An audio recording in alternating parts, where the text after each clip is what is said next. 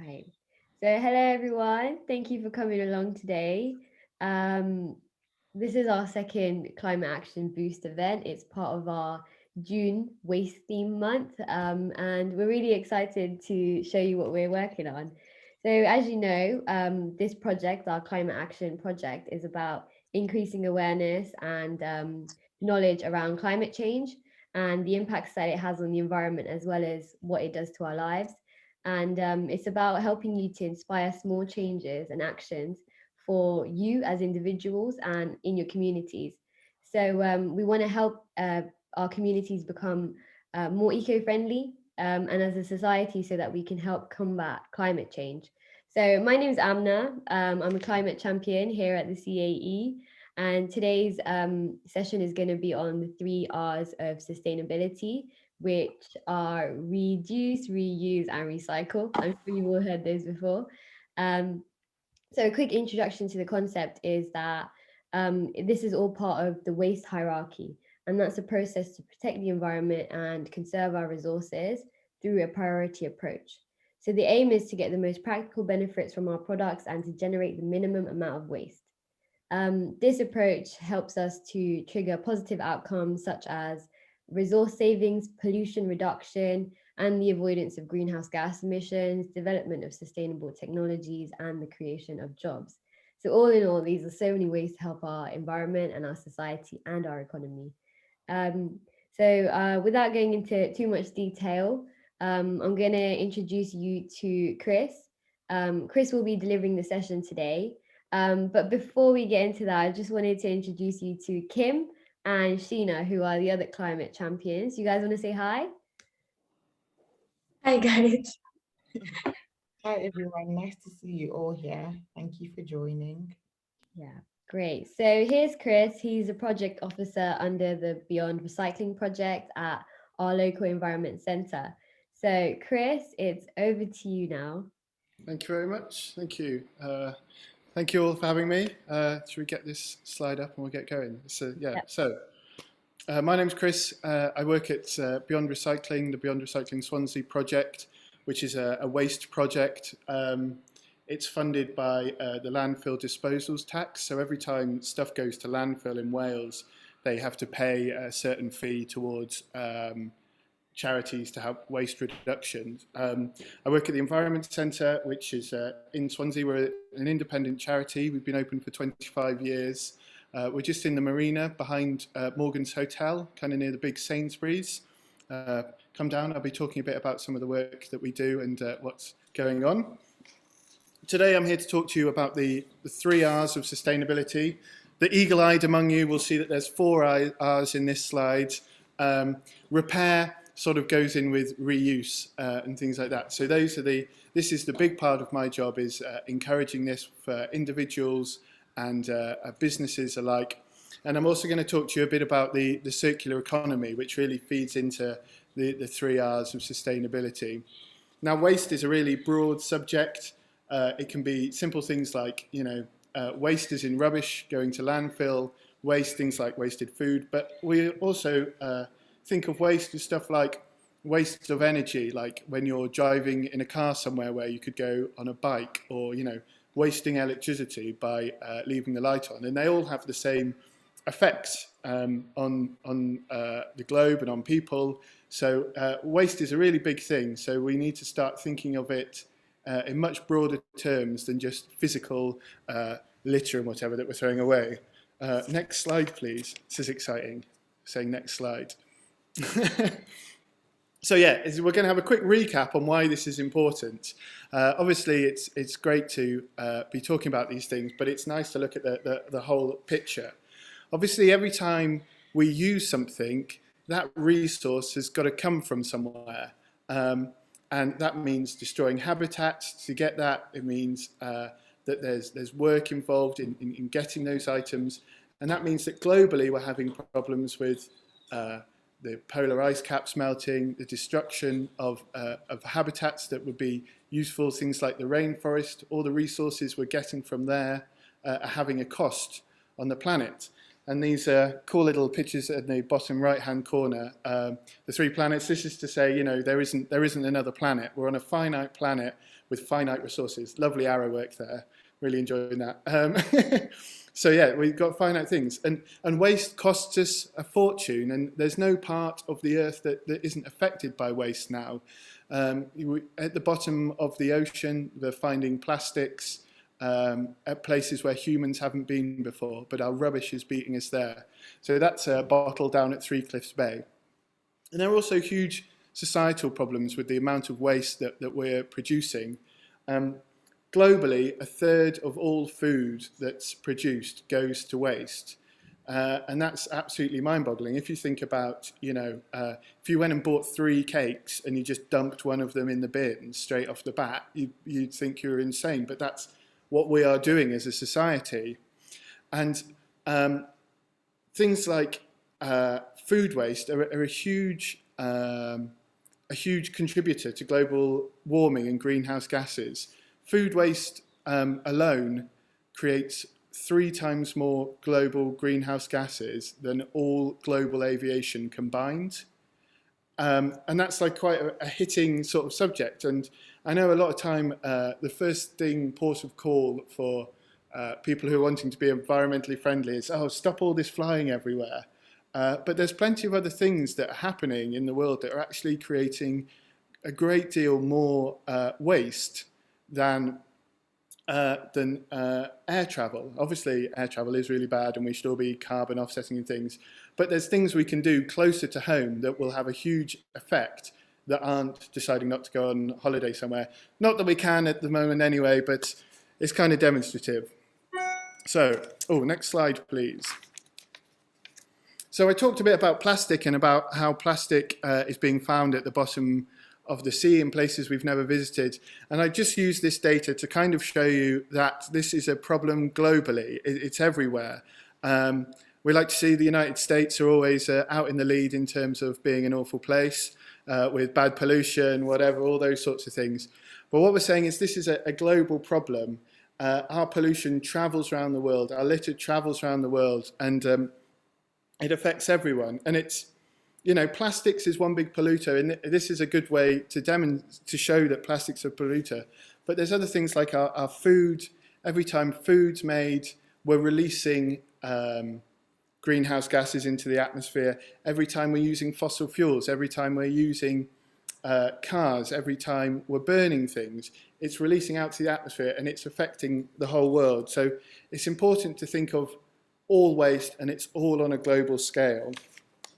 And yeah, if you show the next slide, this is a really distressing thing. So plastic is a big waste problem, and plastic's obviously super useful for loads of stuff.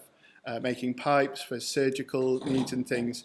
But the average person is consuming a credit card sized piece of plastic every week from the way that we're dealing with resources in the world, that we're not holding on to them. So if you think like every year that's 52 credit cards you're eating worth of plastic that's getting into your system, and that's because we're not treating the resources we have respectfully. So plastic is just one example of this. There's lots of other examples throughout the hierarchy. It's not the only pollution. If you think that's plastic getting out, but then you've got to think about carbon dioxide from cars. You've got to think about methane escaping from cows when they fart. That's all adding. And so what can we do to try and deal with this? Next slide, please. This brings us on to the 3 R's of sustainability. How can we change with that? And as we heard in the introduction, reduce is at the top, reuse and repair, and then recycle. But I'm going to show you sort of what the circular economy is, and I'll show you how traditionally we use resources. So if we could see the next slide.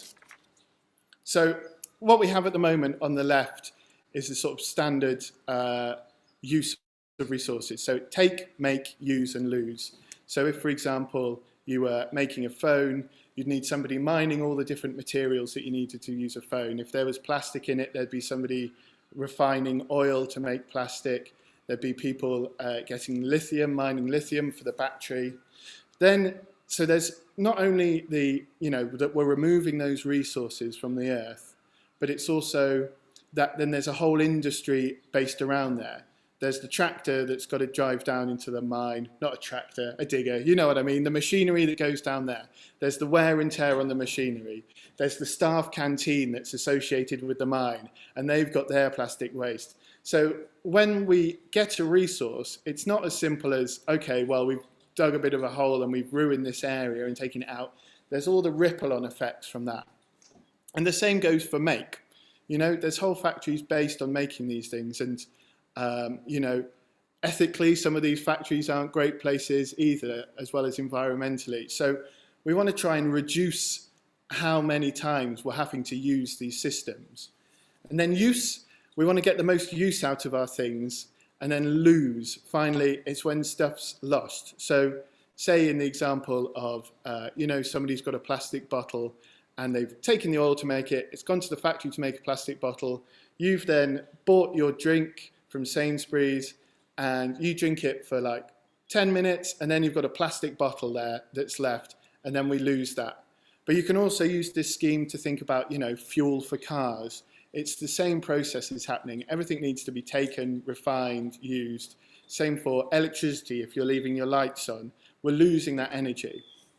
And what we want to move towards is a more circular economy, because a lot of these things that we're losing have value and keep their value for a long time. So if I show you the next slide, we can have a look at stuff that gets chucked away and how long it lasts for. So when we throw away food, we've talked about food waste already being a big problem, but when food is left and it goes off, it produces lots and lots of methane, horrible greenhouse gases. So what we want to do when we've got food waste is take it to somewhere that can what's the word, capture those gases and turn it into energy. If we're just leaving food to rot in your garden, or you're leaving it to rot in a landfill, those greenhouse gases are escaping, and they're a resource that you could be making energy from. So although they disappear quite quickly and rot away, we're losing resources when that goes. Things like paper, we all know, decomposes pretty quickly but can be reused. But then when we get further down this list, tin and aluminium and cans and things in landfill, they'll take hundreds of years to get rid of. We're really good broadly at recycling metals in the UK and globally. I read that 95% of every bit of aluminium that's been made is still being used, because it's really easy to recycle, it's really easy to be reused. And most importantly, and the reason this happens, is it makes financial sense for people to be doing it. And we'll find as we go on, a lot of the answers to these questions is dirty old capitalism ruining the planet for everybody, but that's a talk for another day. Plastic, again, is another thing. 1 million years it takes for a plastic bag to decompose. So when we think back to, you know, that bottle of drink that we've bought, you have to start thinking in a way of like, what am I buying here? Am I buying a drink or am I buying a plastic bottle? Because the plastic bottle is going to last, as I said, 1 million years, even though the drink, you glugged it down in 10 minutes. So as consumers, we need to start thinking about not just the product we're buying, but the attached things that come with that product. So as I said, the fact that you're getting a plastic bottle, but also about like the production that's had to take part, the mining that's had to take part. So yeah, it's quite sad to see those figures up there, but as we know, we all recycle at home. These are the main things that can be recycled, so there are systems in place. So if we go to the next one and look at the circular economy, this is my most like visually noisy slide with a lot of information on, but don't worry, I'm not going to go through it all. It's just to give you a broad idea. But on the top left there, we have the natural resource input. So in our take, make and use, lose model, we could see that it would come around natural resource input, production, consumption, discarding, disposal. And what we want to do is close this loop. So that at every chance that we have to fix or reuse or mend or recycle that item, it's being reused. So as you can see, we want to have that lovely circle. And it takes many spots, because using resources forever is really hard. So we need to have several places we can come in to action that plan. So as I said, you can see the fourth one there, thermal recycling. So that would be an example of when we put, so in Swansea, when we put our food waste in the compost bin, that goes off to Bridgend and that's used to create power. And then what's left of that goes into composting. So a lot of people think Swansea rubbish just goes for compost, but actually we generate a huge amount of electricity which is used locally. So that's a way that we're closing the loop. And although things are going to, so they're going there, then it's turned to compost, and then people are taking that compost and growing food in their home, which brings us back round and brings the cycle back together. So that's the idea of circular economy, and it's kind of a hard one to think of an example of something that works like that, because it's often lots of little stages brought together. But yeah, we want to do more going back up to natural resources input and less going to landfill disposal. There we are. So I'll bring you on to our next slide. And this is the idea of reduction. And as I said earlier, this can be across a whole range of things. So we could talk about, you know, the food that we're buying, the shopping that we're doing, but it could be about how we use power in the home. It could be how we're transporting ourselves around town, if we're driving, if we're using the bike. And just, so there's a lot of things there. Unnecessary waste is a huge thing. You know, you only have to buy a package off Amazon and you'd be like, okay, so here's my thing in a box this big, which could have fitted a postage label on, but now they've filled it in a box full of paper in another box. It's totally unnecessary waste. We need to stop using single-use items. This example I gave earlier of buying a drink and then throwing it away, going to a coffee shop and having a disposable cup. It's been really hard over the pandemic because we've not been able to go in and use China mugs. But simple steps we can take, like normalizing bringing your own coffee cup to a coffee shop, makes a huge difference. If you're having a coffee every day, I mean, that's 365 coffee cups per person. It suddenly adds up. And Swansea Council collected coffee cups for a while, and the numbers that were being brought in were just huge. So it's about planning ahead with some of these things about what you might want to use. There's other options with reduction. So in Swansea, we have lots of refill shops as well, where you can reuse your bottles. Instead of buying a new bottle of washing up liquid every month, you can bring in your old one and refill it. So a lot of reduction is about planning and about finding your opportunities to do things. Don't purchase things you don't need. If you could please tell my girlfriend this, that would be fantastic. She loves buying stuff all the time that we don't need. And we'll go into that in a bit. I've got some examples with clothing. And we can always reduce what we're buying by buying better quality things. There's the old saying, pay cheap, buy twice. People broadly don't like spending loads of money on stuff.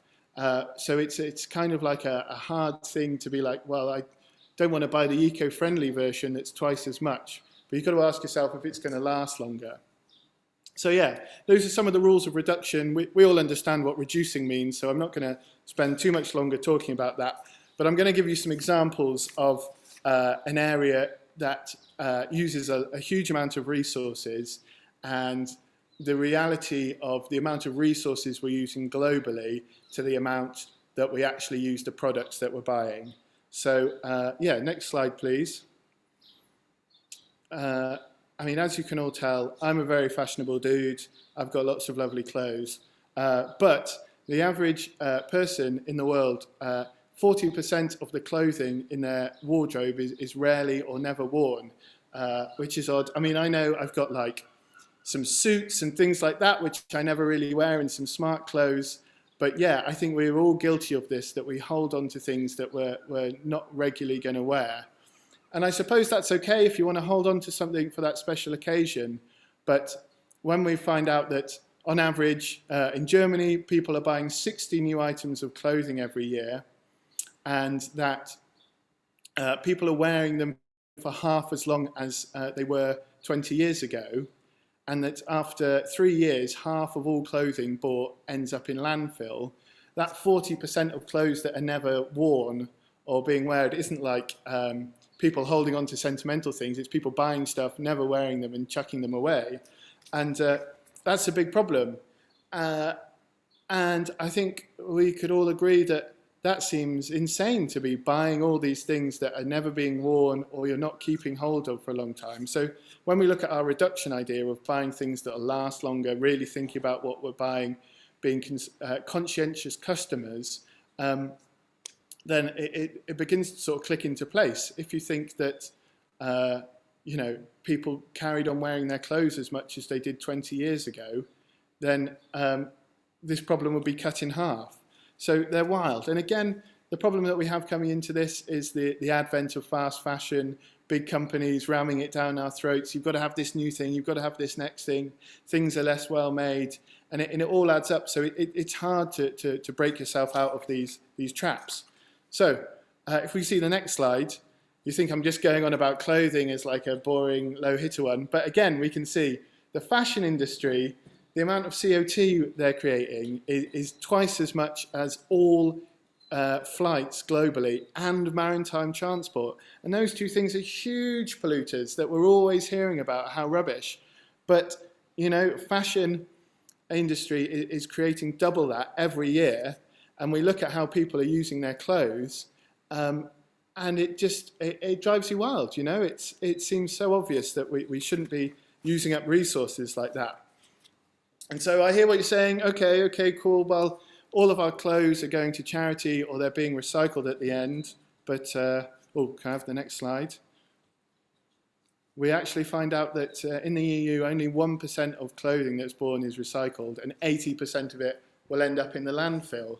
So it's hard, but you can see where the opportunities for growth are. The opportunities from growth seem like such low-hanging fruit that it's obvious how we can make a difference. And I'm sure you're all thinking now of ways that you can make a difference. So it's obvious stuff, but we're battling against a system that is made to keep wanting you to buy new things, buy new stuff, take resources out of the planet.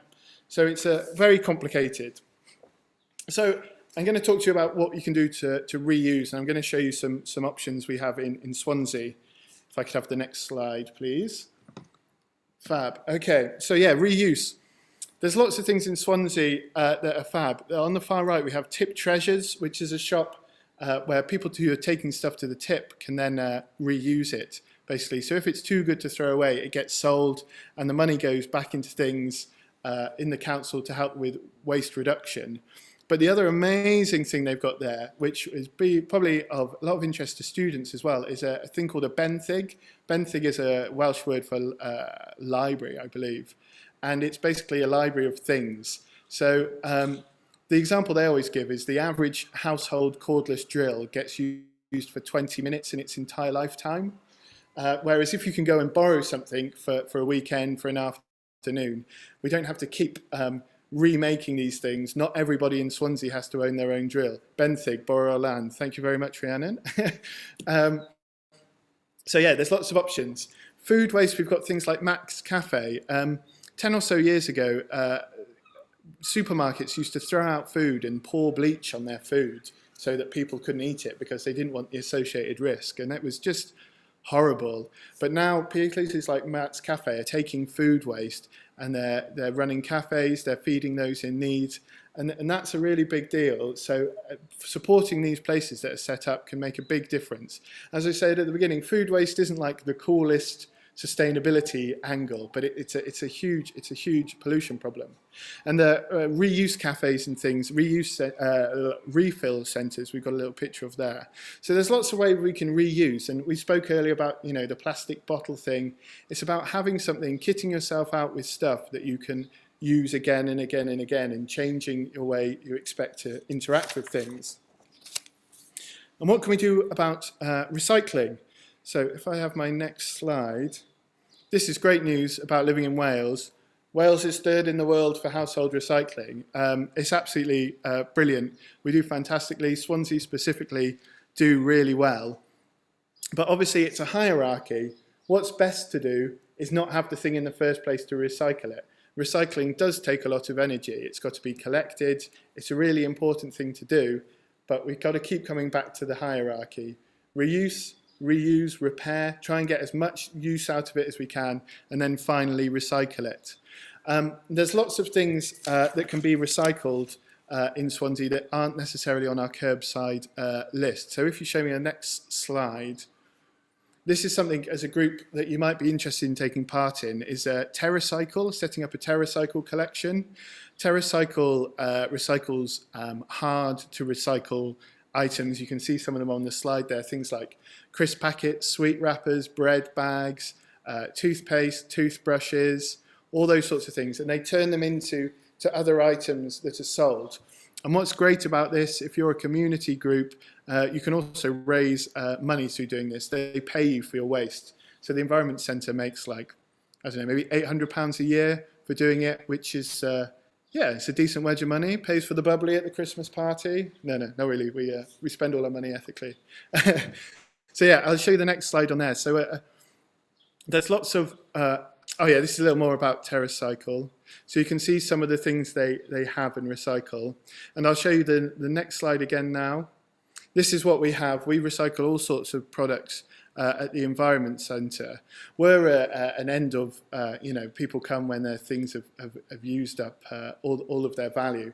But we also try and encourage people to reuse. So when this is over, I've got some things that we have in the shop that are reused. But I will also preface that by saying the most environmentally friendly and ethical product that you own is the one that you already have. I'm not a big fan of these people who are like, right, I'm going to become carbon zero, and they chuck out all their plastic stuff and go and buy all new things. It doesn't quite work like that, but replace them when you need them. So yeah, could I have the next slide? So yeah, there's some ideas of things we can do. You're all intelligent people, and I've seen some of your questions, so we'll go on to those in a minute. But these are some things you can do. So I think the next thing that would be helpful is, yeah, if we have some discussions about things that can be reused, because it's a huge subject and there's a lot to be covered and a lot included. So sometimes it's best for people to bring their questions and find out what they are. I think there's maybe one more slide, but it's just a placeholder. There we are. If you click over to the next one. There we are. Yeah, that was it. That wasn't an exciting slide at all. So yeah, that's sort of the overview of what we need to do and some of the issues facing us and what we're doing well and what we're not doing well and some opportunities to growth. And I've given some examples, but by all means, it's not exhaustive. So if you're thinking of something that I haven't spoken about, please ask your questions, and I'll do my best to answer them or point you in the right area. Okay, so I think we'll open it up to everyone first. Does anyone have any questions or even anything they want to say? Go on, Isra. Okay, I wanted to say, very interesting about the refill stations. Mm-hmm. So, like, I want to go back because I know in my country a long time ago, they used to do it's kind of like it's a benefit scheme where they like a food bank type thing. So I was thinking, with this refill stations, could this be a job for the council to impose locally? I mean, they can have a whole huge refill center where they can force everyone, look, we're not going to be selling fairy liquids anymore in plastic bottles. We don't need to sell bottles and bottles and bottles of bleach. Thank you, Domestos. Send us huge barrels and we will refill. We will make sure your barrel has your logo on it, but we will have, people locally come and refill. Is that feasible or is that my imagination? Well, the refill movement sort of really started growing again. Obviously, way back when everything used to be refill, and then it became more convenient for people to buy it in plastic. So there's a few shops springing up in Swansea that have refill. There's one in Sketty. There's the one at the Environment Centre here. And some supermarkets now have started having refill sections. I'm not sure that we've got one in Swansea, but in some bigger cities. And I think that is the way that it's hoping to go. The Welsh government is pushing this sustainability and refill thing. So it started off with things like, just refilling your drinks bottle. Now most places you can go, there's a tap where you can refill your drinks bottle, and that's very small steps. But it's growing. But unfortunately, it's one of these things where it's got to be consumer driven. Companies aren't going to do it unless they see that people are wanting to do it, is sort of the thing. But it would be great to talk to the council and say, yeah, we want to have plastic-free shops where you can only go and refill. And it's beginning. And I think as consumers, the best thing we can do is to support those shops and try and vote with your wallet and not use companies and products that insist on not having refill. But yeah, as I say, it's difficult to do now. It's not like you can go to the supermarket and do it. You have to go and seek it out and have the right bottle. So we need the pioneers to be doing it now. Yeah. I would have thought if the council would impose a percentage of refill on all retailers, perhaps we can get somewhere, and that would obligate them, because it's all well and good the council said as well, we want to take, as the Welsh government, we want to partake in reducing global warming. People, you do all the work. Well, some people need guidance, or some people need some sort of rule. So I in my imagination, in my better world, I think the council will have more say and more enforcement as to making these retailers have a percentage of bill. That'd be a great thing. And I'm actually meeting with the person from the council who's sustainability tomorrow. So I'll bring it up, and they'll say that people are wanting to have this imposed because, why should it be that we as consumers have to go out of our way to do these other things while the big companies are still profiting off it either way? And they're making this mass production anyway. So I feel that sometimes I might be for a week to convenience and still go and buy that. But if it's imposed on me, I may have to walk a mile to get my fairy liquid. But Welsh government is not afraid to do that. It was the first place in the UK to impose the charge on carrier bags, for example. So we are in Wales. We're sort of a step ahead a little bit. But I don't know how long it'll be for the council to do that. But they do have a bit of vision. They are the key players in the UK, I think, in terms of trying to reduce that. Yeah, sorry, Chris. I think Rhiannon has a question. Yeah. Hi, first of all, Chris, thank you ever so much for that really sort of practical things that we can do. And I just want to make 2 points, really. And the first most important ones is a backup to Isra, because we've just come through where we are coming through a pandemic, and loads of things were put into place that we thought that could never happen. And if you have the will, as Isra, am I saying your name correctly, Isra? Yes, Rhiannon, thank you. If there's a will, if there's the imperative, the moral imperative, we can do it. We proved it. So this is the logical, conclusion of that.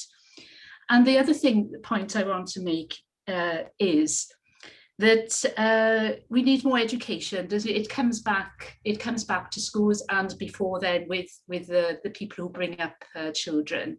So it has to be part of the curriculum, and we have a new curriculum now in Wales, and I'm sure this is part of it. And we're the first country to have a Future Generations Act. We are visionary, but it doesn't have teeth at the moment, and this is where that's the next step. So it's all part of the same thing, and it shows that we can do it in Wales, and we can do things if we really, governments can actually do anything, can't they, if they put their minds to it. So it shouldn't always have to be, as Isra says, put on the consumer all the time. So thank you ever so much, though. I really enjoyed your presentation. Thank you. Great. Any other questions? Okay, Sheena, do you want to go ahead with your question? Yeah, Chris, what is your biggest challenge about being sustainable? Yeah, so sustainability is a big challenge. Oh gosh, what do we think about this? Is this me personally, or there are a lot of challenges that face sustainability, and the main thing is that convenience versus sustainability sort of thing that you deal with. Like, as a real basic example, I've forgotten my bottle and I can't refill it, and now I've got to buy a plastic bottle. So a big thing is about planning what you're going to do and being a bit on top of things. We're all now very used to instant gratification, getting exactly what you want off the bat. And we've kind of been fed that, forever about, oh, have this thing you want, have this. And it's quite hard for people to break out of that mindset of I've got to have this thing, I've got to have that. And you sometimes feel like you're missing out a bit. You know, I sometimes look at my old knackered phone and be like, I wish I could just get a new phone, but then that wouldn't necessarily be so sustainable. You should be wearing your things out. So yeah, I guess, gosh, I've just been tirading against capitalism this whole time. The biggest problem is that people are constantly trying to sell you stuff that's wrecking the planet, and it's really easy to just switch into that. And it's totally understandable as well, you know, that you'd want to do those things, and you can't blame people for believing in that. And I think that's the problem, is that we're living in a system that's not geared up for that. And anything that we try to be more sustainable seems as a bit of like a curiosity, a bit of a sideshow, when actually it needs to be at the front and center. So yeah, the biggest sustainability issue is billionaires. Yeah. I agree. Sorry, can I speak? Is it okay? Yeah, go for it. Sorry, my camera's all from like cooped up by the heat. For some reason, I'm really cold. Anyway, I just wanted to ask, doesn't then just make a global more sense if governments, I do know that this doesn't make any sense for them because billionaires are their biggest sponsors anyway, but then shouldn't more pressure be applied on these individuals who are, you know, capitalism and that, like, it doesn't, it's counterproductive. I mean, we're trying to become more sustainable, go towards, you know, a more greener earth. And here we are pushing for people and producing all these things. You're telling people don't buy them, but then they're still going to produce them. And then what's going to happen to that stuff? It's going to be thrown away. And then the whole cycle continues when actually they just need to produce less items to make people want to buy them less, if I make any sense at all. Yeah, and there's things that we can do to pressurize these companies. So the Right to Repair Act is something that the EU is working on at the moment. It's been going through in the States, that, you know, you should be able to, if you've bought a phone, buy parts and have somebody fix that.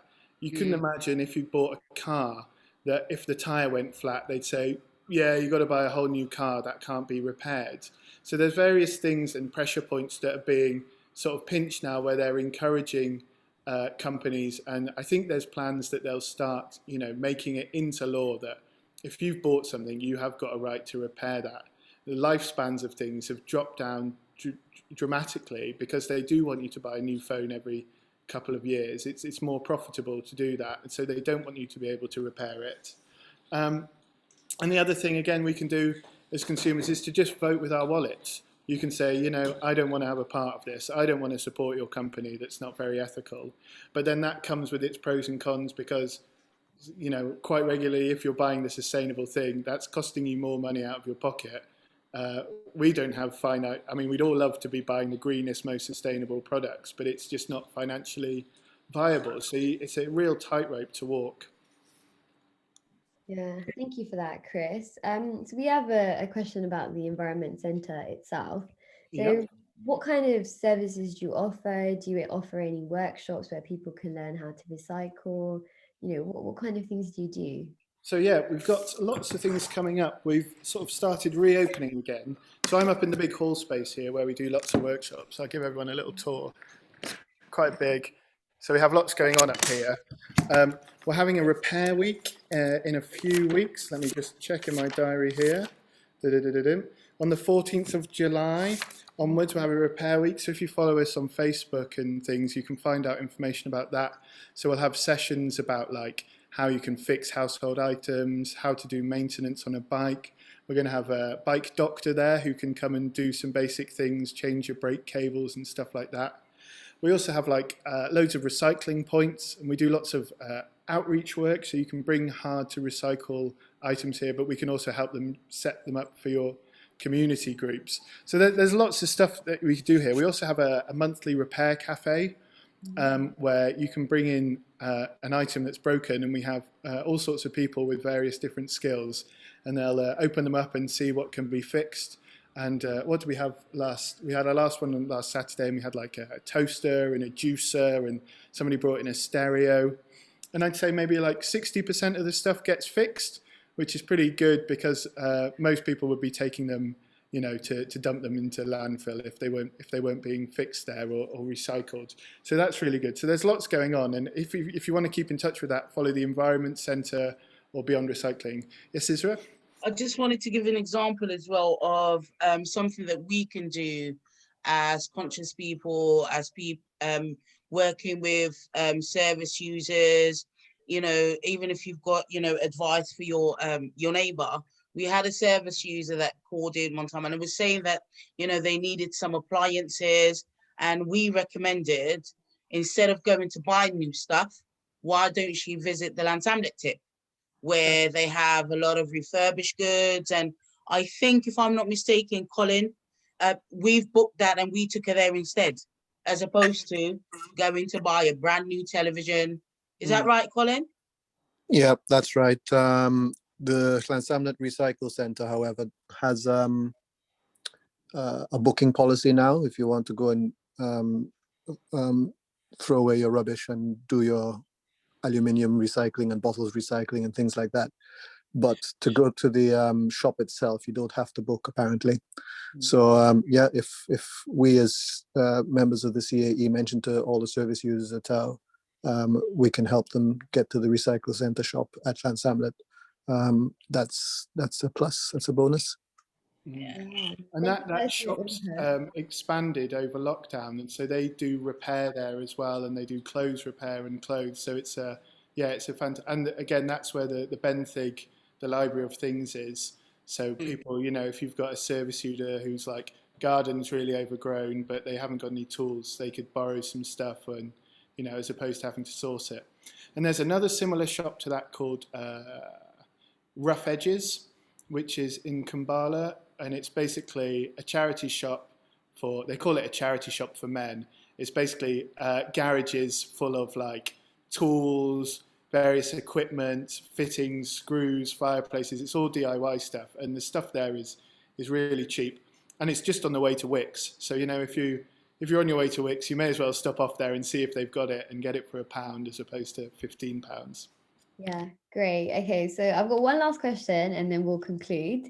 You talked about how Swansea is reaching its potential of being quite a sustainable city. How are we going to know that it's at its full potential and that it is a fully sustainable city? It's interesting, this idea of like just a city being sustainable, because obviously, you know, Wales isn't like a self-sufficient thing. We're in a global network. So whenever we're buying things, it's coming from all over the world. So as much as Wales or Swansea could have rules about stuff, would that then stop us being able to get things that weren't within those rules? You know what I mean? So slightly less ethical products. Are we closing ourselves off to the world for our idea of sustainability? So it's a really rich thing. So how would we know if we reached the sustainability? I think there's things like being self-sufficient in power, stuff like that. You know, we've got lots of sun and wind and tidal power. That would be sustainable. The idea with lots of sustainability is like small actions locally. So I think when we start having lots of like food that's produced locally, that's not got lots of air miles, which we do have to some extent, but then, you know, people want things from all over the world. Like, I don't see them growing any like kiwi fruit on the Gower, but that's not going to stop me eating them, because, you know, where are they coming from? So what does an ethical city look like? I think a sustainable city, better public transport, more people using bikes to get around. I think better infrastructure for people to be using, to be making these decisions. Swansea, for example, has like the highest cost per mile for travel by public transport. It's often cheaper to get a taxi than it is to catch a bus in Swansea. Right. Swansea's got loads of hills, so riding a bike is like a total pain. But if we had e-bike infrastructure, I think lots of people would use that. So it's about not one thing, it's lots of things together. Yeah. Anthony, did you have a question? Oh, sorry, you're on mute. Classic. Oh, there we go. I was going to say that surely any logical-minded person receiving just the small amount of information that we've received in here would want to make changes in their life and pass the message on. But the issue arises in the fact that it's only small pockets of groups like this which are actually consciously aware of the problem and what needs to be done. And it goes back to capitalism again, and who's benefiting from the current status quo of consumption. It's the billionaires who are funding the governments. So it's not in the government's interest to have the message you're delivering on a national or an international stage to reach the message. And you find that those who call it are the suffragettes of our time, the likes of Extinction Rebellion. They get bad coverage in the media, but when you look to the message that they're delivering, it's the same message you are trying to deliver. But obviously, they've realised that sitting in little pockets and having discussions isn't hitting home. So I think I'm not sure what the way forward could be, because the ones who are in control are the ones who are silencing your message to a certain. Well, that's why it's important that we gather groups like this and we have the Environment Centre and we start spreading it out. I'm sure, like, hopefully you'll be going out and being a bit more sustainable, and it rubs off, and it's about, you know, people power as opposed to like big powers. And you kind of say, to use like veganism as an example, 10 years ago it wasn't a big deal, and now you see that because there's a bit of money behind it and people are wanting to do it, that companies are beginning to be like, oh no, this is like a market, we need to start doing that. So it's the voting with your wallet, and yeah, it's really hard because you're up against the greatest powers on earth. I'll give you an example of how the powers that be capitalize on anything they can do. When David Cameron in 2015, I think he sought, the energy companies sought to increase the price of gas and electric by 40%. He could do nothing because these same companies, energy companies, were funding his political campaign. We see that for example, electric cars. Initially they were ugly little things, and they were tarnished, etc., etc. But now, because of the push for renewable energy, etc., and electric cars being better for the environment, we find every car company is now producing electric cars. But how much do electric cars cost? Not who could afford an electric car? Absolutely. How do we make those changes to make it available for everybody? And how? Yeah, but you know, I think the issue is that the benefit for the environment shouldn't be something that people are seeking to make profit out of. But because we live under a capitalistic system, that's always going to be the case, and that's the main problem we're going to be facing. Yeah. Okay, guys, sorry to interrupt. Just before we go on, I'm going to do a quick conclusion because I am a bit conscious of time. Sure. We've got a really good discussion going on. Thank you, everyone, for your really great inputs. So I'm really happy that you guys have started discussing it, and it just shows how much you've learned. So we've had a really good session today, and we just want to conclude with what is the main takeaway. So anytime you're in a situation, we want you to think about what you're doing. So if you're trying to buy something, maybe you should think, do I really need that? And then reduce. Can you or someone else make use of it in a different way? And then maybe you can reuse. As Chris has discussed, if there's something, maybe you can try and repair it instead. Can your materials be used and made into something new? Well, then you can recycle. So just take consideration of the 4 R's, I guess, of sustainability. And we just want to let you know about our next event. It will be a face-to-face visit to the Environment Centre, and followed by visit to the recycling sites. So you'll be able to meet Chris, you'll be able to see the Environment Centre, see the refill sites that we discussed. And actually just it gives you a chance to ask the questions that you really want to ask if you're more interested in sustainability. And yeah, it'll be great to follow this up, and you can see the importance of what you're doing in a physical place. And that is it from us. I've put a feedback form in the chat. I'll pop it down again. But just fill that out if you can. It'll let us know what you thought of the event, what our next event should be based on. And Chris has popped his email in the chat. So if there's anything that you want to ask him personally, I know someone was interested in the Terracycle. Shahar, was it Shahar? Someone was interested in that. Just contact Chris.